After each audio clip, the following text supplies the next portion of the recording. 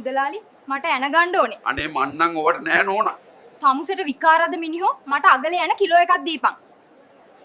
ගස්වලට ලෙඩ හැදිලාද මන්ද මේ තරම් ගෙඩි හැදෙන්නේ? නෙදකින් නාකි ගෑණිගේ කට. දේවාලයක් දාගනින් ගිහින්. බබා ඇයි ඔය තරහින්? මං ඒ හිගන්නෙට බත්තයක් දුන්නා. ඒක හොඳයිනේ. නැහැ.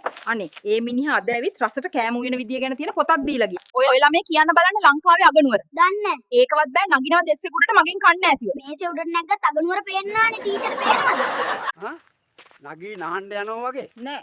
මම මේ රට යන්නේ එයාපෝට් යන ගමන්. මෙහෙම ඵලයන් යන්න වල්නා කියා. බබා ඔයාට මොනවා හරි උදව්වක් ඕන නම් මට කියන්න හොඳද? අපෝ තමුසේ පාඩුවේ පැත්තකට වෙලා ඔන්න තමයි මට කරන ලොකුම උදව්ව. කසුම් පුතා. කෙල්ලෙක් එක්ක වැටකේ පදුරක් ඇතුළට ගියා නේද? හිටපන් මං කියන්නම් ඕකේ? මාව අදුරගත්තට නැන්දට නැන්දගේ දුව අදුර ගන්න බැරි වෙලානේ. ගෙදර සල්ලි තියෙන්නේ කොහෙද කියනවා ඉක්මනට. අපේ ගෑණි සල්ලි කොහෙ තියනවද කියලා මමවත් දන්නේ නැහැ. වරෙන් අපි දෙදෙන්නම හොයමු. වෙලාවකට මට හිතෙනවා මට පිස්සු කියලා.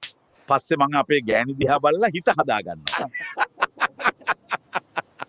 මොකද මේ පැවේ ටාගට් එක අඩු. බැයි නම් අස්වීම දීලා යනවා. හලෝ යන්න. ආසාවෙන් කරන ජොබ් එක එපා කරවන්න එපා සර්. මචං මට හැම දෙයක්ම දරා ගන්න පුළුවන්. හැබැයි බබාගේ පෙර පාසලේ ටීචර් තාත්තේ කියනකොට තමයි වාවන්නේ නැත්තේ. පොඩි මිනිහට දඩ ගහලා, ලොකු මිනිහට ඇහැ ගහලා, മന്ത്രിලාට දන ගහන සමහරු දවසක මැරෙන්නේ හෙඬ ගහලා. මට අද සනීප නැතුව බෙහෙත් ගන්න ගියා. ડોක්ටර් කිව්වා සීනි කීයද කියලා බලන් එන්න කියලා. බැලුවද ඉතින්? බැලුවා. සුදු සීනි 150යි, දුඹුරු සීනි 160යි. මේ දැන් එන්න දොස්තරලා 7-5කට විශ්වාස කරන්න බෑ. ඒ මොකෝ? මගෙන්ම ලේ අරන් චෙක් කරලා කියනවනේ මගේ ඇගේ ලේ නෑ කියලා. මට ඕන වෙලාවක අම්මගෙන් අහන්නේ නැතුව මට ඕන තැනක යන්න මම තව කොච්චර ලොකු වෙන්න ඕනද? උඹලගේ තාත්තටත් තව මේ ගානට ලොකු වෙන්න බැරි වුණා බං. ලිදේ ඉන්න ගෙම්බෝ ගොඩ දාන්න එපා. පස්සේ උන් පක ගානවා. බ්‍රෝ හැම ගමකම ඉන්නවා ඉනෙන් පල්ලෙහා තියෙන්න ඕන දේවල් නල්ලේ තියන් යන කෙල්ලෙක්. හැබැයි ඉතින් ඒකට ඇනලා නැත්තේ මැස්සෝ විතරයි. මේ මචල්ලා අනුන්ගේ කුඹුරු හැවට කමක් නැහැ. වපුරන්න යන්න එපා. ඔප්පු ලියන්න වෙයි. සමහර කෙල්ලෝ ඉන්නවා බටු වැටයක් වගේ. ඒ වුණාට උන්ගේ ෆෝන් එක දොරපළුවක් වගේ. කසුල් මේ ටික තියාගන්න. අනේ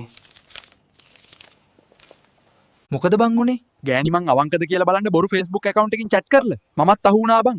සනීප වෙන්න දෙන්නේ නැහැ. සැරින් සැරේ එවිත් ගහලා යනවා බං. සුදු මේ වෙලාවට හලෝ මම බ්‍රෑන්ඩ් නිව් වාහනයක් ගෙනාවේ. ඒ මොකද අනේ ඒ නෑ ඉතින් පැදපු වාහනයක් ගෙනාව නම් කිව්වා එක ගන්න කලින් අයිතිකාරය හොයාගෙන යන්න එපයි. මොකද ගෑණියේ ගේ තුලේ වලක් හාරන්නේ. තාත්තා කිව්වා ගේ හදන්න ලක්ෂ ගාණක් යට කරා කියලා. මම මේ සල්ලි හොයනවා. එහෙනම් හොඳට හාරපන් ගොන්වැස්සි. මොකද ගෑණියේ මට ගැහුවේ? ඊඹට කොහෙන්ද මගෙන් කිස් එකක් කිල්ලන්න හයියක් ආවේ? කිස් එකක් නෙවෙයි ගෑණියේ 31ක් කිල්ලුවේ. අප්පට සිරි උඹ කොන්දොස්තරද? උඹ දන්නවද අරක්කු මදි වුණාම ඒ අතරට බියර් රිංගනවා. එතකොට කබරයා එළියට එවිල්ලා අම්මට සිරි වෙනවා.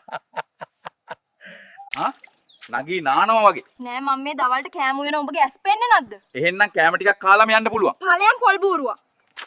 ඔපේ ගෙවල් පැත්තේ අයියා කෙනෙක් හොනට් එකක් ගෙනාවා. පළවෙනි දවසේ 120ට ගියා, දෙවෙනි දවසේ 150ට ගියා. අම්මට සිරි. එතකොට තුන්වෙනි දවසේ බොඩි එක මෝචරියට ගියා.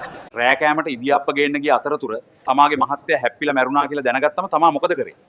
මම රොටි හදාගෙන කෑවා. මචං අපේ වයිෆ්ට සද්දයක් දැම්මොත් අචින්ති තම්පි භවති, චින්ති තම්පි විනස්සති. ඔන්න ඔක තමයි අන්තිමේදී වෙන්නේ. ලෝකේ රුපියලට තියෙන තැනමයි අපේ ගෙදර මට තියෙන්නේ. එහෙම කියන්නේ එයි බං. එන්න එන්නම බාල්දු වෙනවා.